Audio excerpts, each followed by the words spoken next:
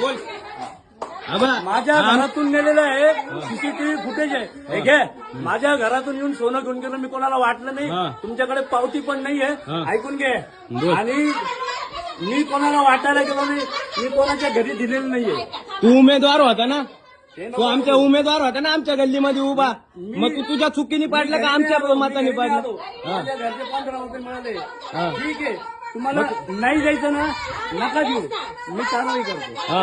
काय केलं आम्ही? चोरी केली का? तुझ्या घरी येऊन चोरी केली? नाना, तुझ्या घरी येऊन चोरी केली का?